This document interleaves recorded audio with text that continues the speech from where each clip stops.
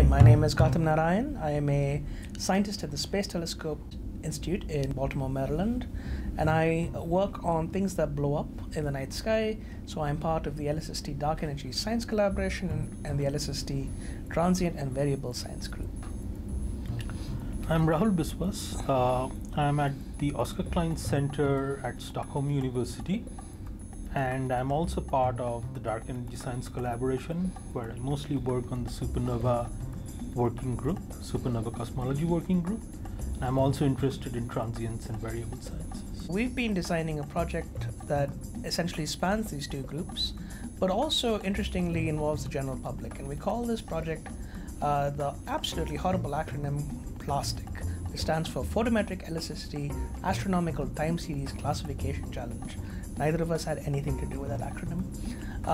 The idea is that we simulate a whole bunch of realistic events that LSST will see in the time domain sky, and we've been doing this sort of thing for a while, of course, and astronomers look for these kinds of events and try to classify them. But the key difference between PLASTiCC and anything else is that this challenge is open to the public. So anybody at all can contribute their classifications and win prizes. So this is really an attempt at engaging the broader community with the LSST project, and they can have a real say in how the project does science in a few years from now. We're partnering with a company called Kaggle, which is run by Google, and this challenge will be hosted on that platform, and it is a really incredible opportunity for people to get involved with the project, because the outcome of this challenge will really define a lot of how we choose to do science within our two science collaborations. The sort of data we have here is, as you might see in some of the LSST project slides, we take data in several filters or bands or colors, however you want to phrase that, and we'll have a time series in each of these colors.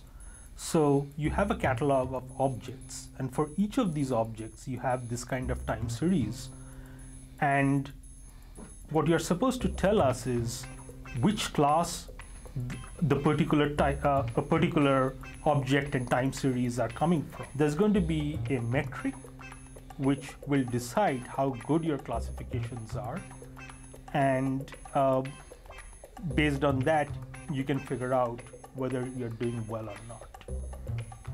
Now, to build all of this infrastructure to simulate the time domain sky in all of these different classes of objects that we just didn't really have in the past has taken a huge amount of work from a large group of people spread around the world. This is one of the characteristics of LSST. It's a big project that's very globally dispersed. We have been active every single day and actually exploiting the fact that we're in different time zones.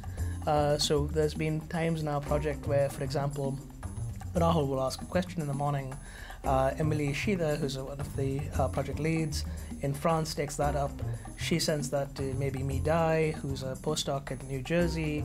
I was in Colorado and I picked up on Mi's thread and carried on the work at that time 3 hours later.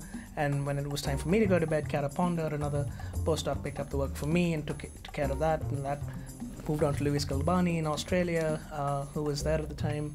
So it's really been allowed us to essentially pass the parcel and keep working around the clock and exploit the fact that this really is a global collaboration and we have so much expertise around the world. So I think one of the really important stages was collecting these models, because each of us have particular specializations, but none of us actually know all of the transient models that might be useful. So Rick Kessler, René Loge got together. There was a call to many people, and a lot of people did respond.